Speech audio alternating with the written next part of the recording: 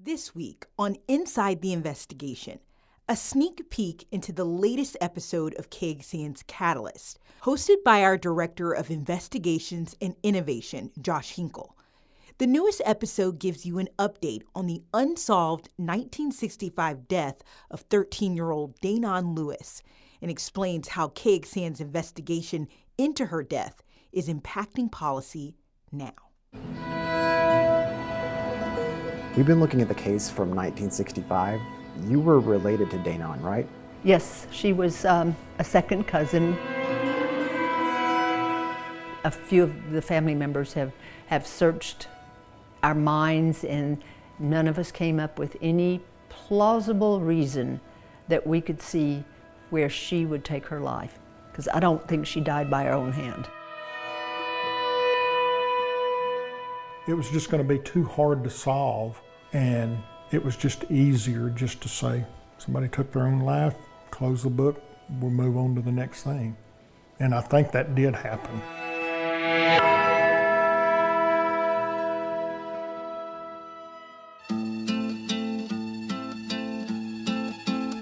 This is an update to the 7th season of Catalyst, an investigative podcast from KXAN.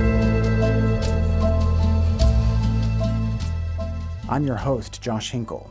It's been 7 months since we first told you about the 60-year-old mystery surrounding a teenager's death in Marble Falls, Texas. I hereby certify that I held an inquest over the remains of Lanice Danon Lewis and found that death was due to strangulation, accidental.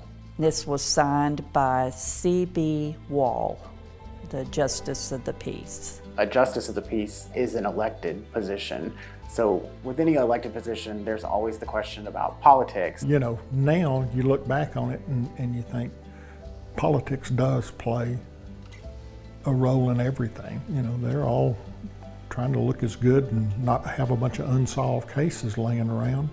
And if they're going to get reelected. Questions linger over the lack of forensic and medical expertise for justices of the peace, elected officials with a lot of duties in the courtroom, on top of death inquests in most Texas counties, part of a 200-year-old system some say is outdated. The model historically of the local JPs, I think, satisfied the need historically of the folks in the community for many, many years. Should JPs still be investigating deaths in Texas, or is it time to figure out a different system at this point? I mean, I feel comfortable with what I do. I'm not saying that there isn't something better. State lawmakers wondered that too. And after our questions began looking closer at who's making decisions over murders, suicides, and other unexplained or unattended deaths, a proposal with a potential cost concern, and a political roadblock that might be impassable for now. We want to continue to be the place where we minimize the tax burden on our people across the board. So we've got to be intelligent about how we do that, if that makes sense.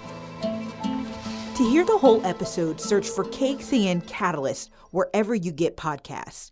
There, you can explore all 7 episodes of A Hanging on Backbone Creek.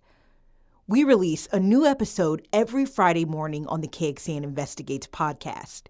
You can also watch us on our KXAN Plus app, which is available on Apple TV, Amazon Fire TV, and Roku. I'm Kelly Wiley. We'll see you next time.